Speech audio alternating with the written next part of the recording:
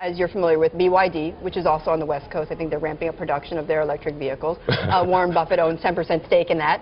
Why do you laugh? BYD is trying to compete. Why do you laugh? Have you seen their car?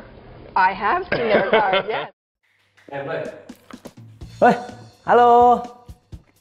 Balik lagi bersama gue Rafri di channel yang paling kalian tunggu-tunggu. Di sini gue bakal bahas yang lagi rame banget sekarang. BYD.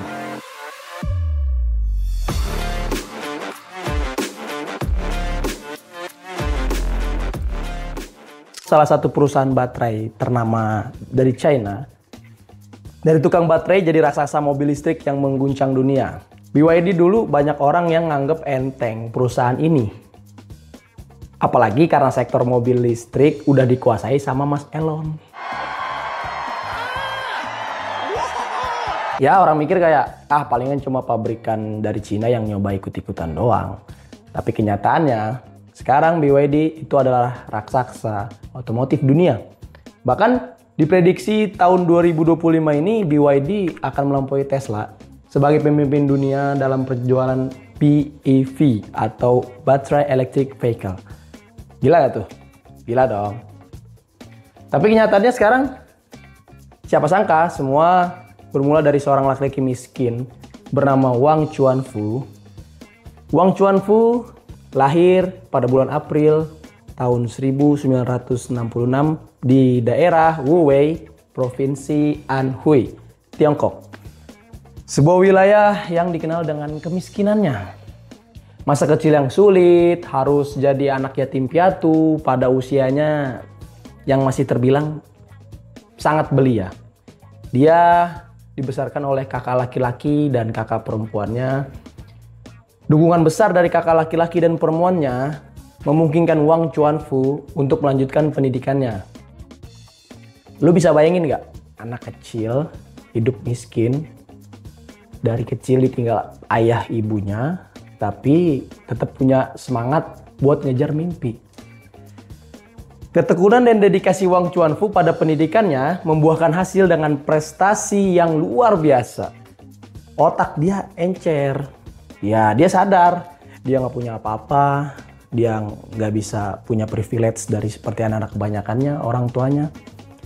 Nah, dari keterbatasannya dia itu, dia mengasah kemampuannya, dia belajar untuk mencapai ke institut yang terbilang di China itu kesohor lah ya, atau bisa terbilang university dan institut yang bergengsi.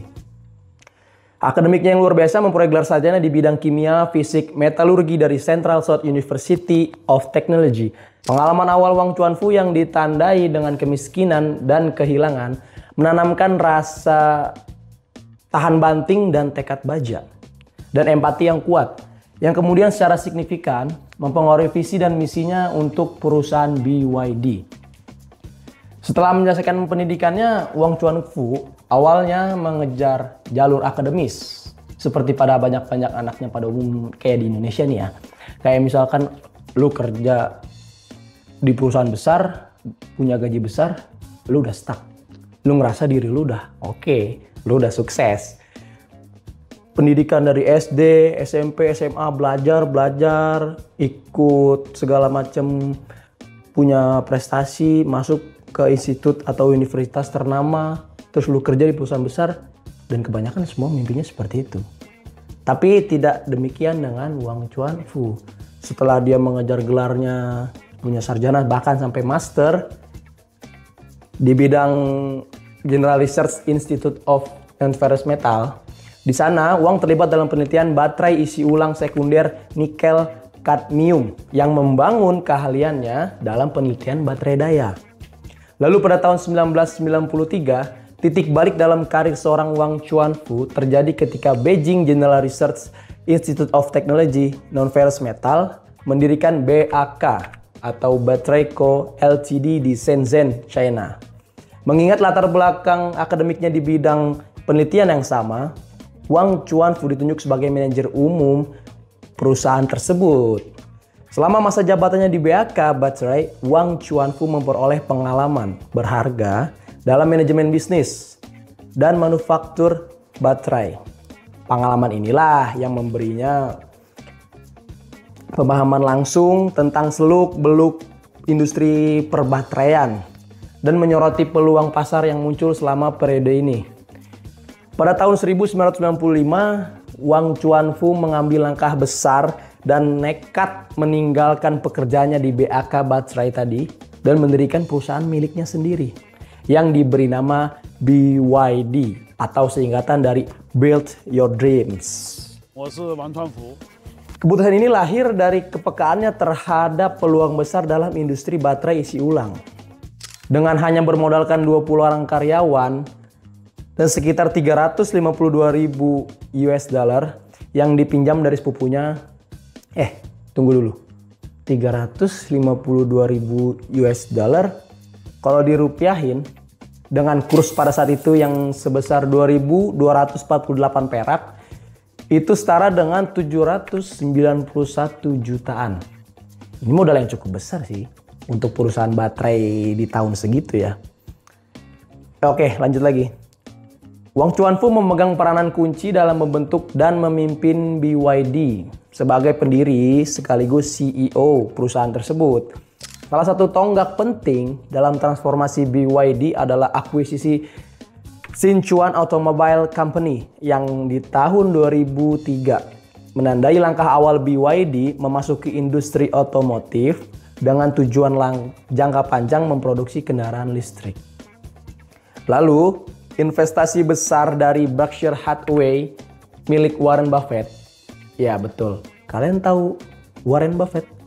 Salah satu orang terkaya yang saat ini menurut majalah Forbes, kekayaannya mencapai 167 miliar US dollar. Bener ya? Iya. 167 miliar US dollar.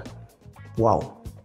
Lu pikir Warren Buffett sengaja begitu aja ngasih segitu banyak uangnya dan membeli saham BYD mencapai 230 juta US dollar atau sekitar 3,3 triliun? No, Warren Buffett juga melihat peluang dari visinya Wang Chuanfu yang mungkin bakal diprediksi bakal menjadi keuntungan besar baginya di masa yang akan datang.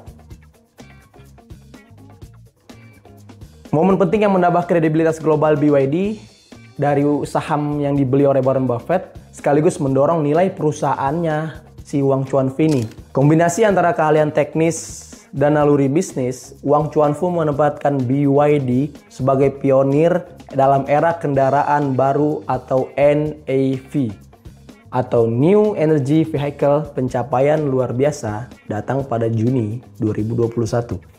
Ketika BYD menjadi merek otomotif independen pertama di Tiongkok yang berhasil menembus nilai pasar 1 triliun yuan. Wow. Pada tahun 2022, BYD berhasil menjual lebih dari 3 juta kendaraan energi baru. Dan pada 2024, perusahaan ini bahkan melampaui Tesla dalam hal penjualan kendaraan listrik. Semua pencapaian ini menggarisbawahi peran sentral Wang Chuanfu sebagai motor penggerak di balik perusahaan BYD di pasar global. Oh ya, bagi kalian yang bingung sebutan NEV atau EV atau BEV, sebenarnya gue juga awam ya. Tapi simpelnya begini, kalau NEV atau New Energy Vehicle itu keluarga besarnya. Ya, di dalamnya itu ada EV atau Electric Vehicle. Dan salah satu tipe EV atau Electric Vehicle yang paling umum sekarang yaitu BEV atau Battery Electric Vehicle. Oke, balik ke Wang Chuanfu.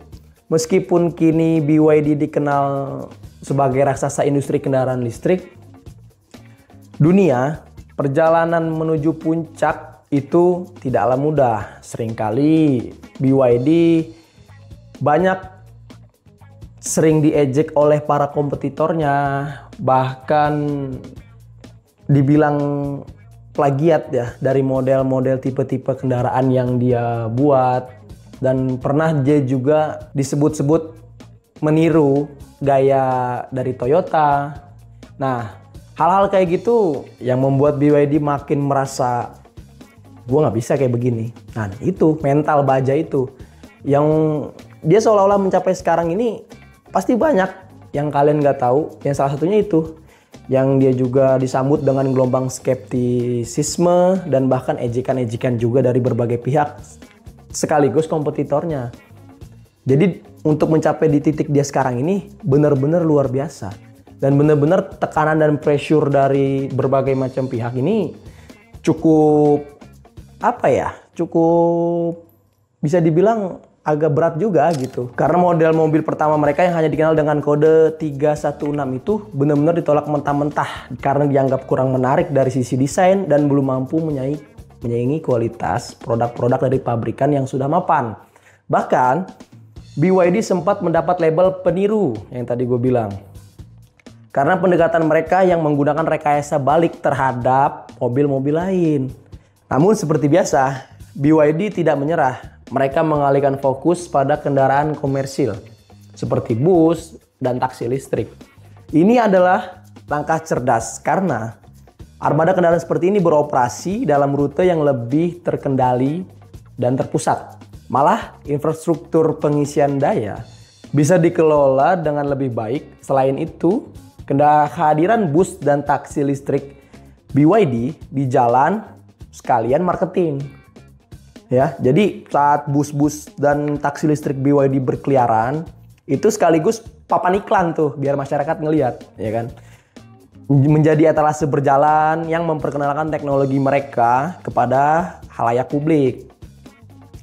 Ketika akhirnya BYD memutuskan untuk ekspansi ke pasar internasional, tantangannya pun makin kompleks. Mereka harus menghadapi hambatan, perdagangan, tarif tinggi dari negara-negara seperti Amerika Serikat, bahkan Uni Eropa, serta penyelidikan terhadap subsidi yang mereka terima. Tantangan ini bukan hanya soal produk, tapi juga soal kepercayaan dan pengakuan merek di mata dunia barat. BYD pun merespon dengan strategi multilapis. Mereka menekan harga untuk menarik perhatian, mengedepankan keunggulan teknologi, menjalin kemitraan strategis seperti dengan Shell untuk menambah pembangunan stasiun pengisian daya dan meningkatkan investasi dalam pemasaran serta citra merek. Lebih dari itu, BYD juga mulai membangun pabrik di luar negeri, termasuk di Eropa dan Asia Tenggara, agar bisa dianggap sebagai produsen lokal. Ini nggak hanya membantu mereka menghindari tarif impor tinggi, tapi juga meningkatkan daya saing secara keseluruhan. Seluruh strategi dan keputusan ini tentu nggak lepas dari tangan dingin Wang Chuanfu. Kepemimpinannya yang visioner, ketekunan dalam menghadapi tantangan, dan kemauan belajar dari kesalahan-kesalahan menjadi fondasi kuat bagi BYD untuk bertahan dan terus tumbuh. Wang Chuanfu ini memang punya etos kerja yang kuat. Dia dilaporkan bekerja sampai 70 jam seminggu. Paling kalian seminggu kerja dari Senin sampai Jumat cuma 40 jam, ya kan? Ya kalau kayak budak-budak korporat gitu kan, yang Senin sampai Jumat satu hari 9 jam, 9 kali 5 45 jam. Nah, Wang Chuanfu 70 jam sehari. Seminggu. Berarti sekitar 10 jam lah sehari ya. Dari satu minggu setiap hari kurang lebih 10 jam dia kerja. Makanya kalau mau sukses kerja. Tahu mau kerja cuma seminggu 40 jam dapat gaji 5 juta. Habis begitu gajian langsung berasa orang paling kaya. Langsung foya-foya. Kayak begitu kalian mau sukses? Ya nggak bisa. Mana?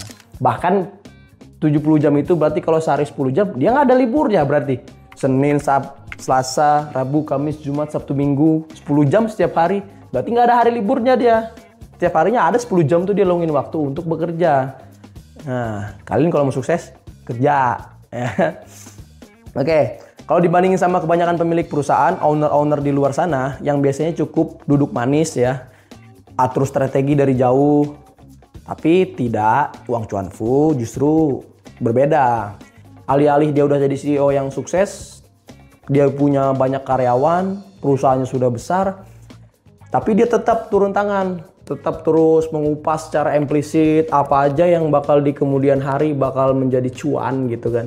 Nah, itulah otak Cina gitu. Ya kalian paham lah ya kan, makanya dulu ada pepatah mengatakan belajarlah walau sampai ke negeri Cina. 敲击键盘，发出了一条微博。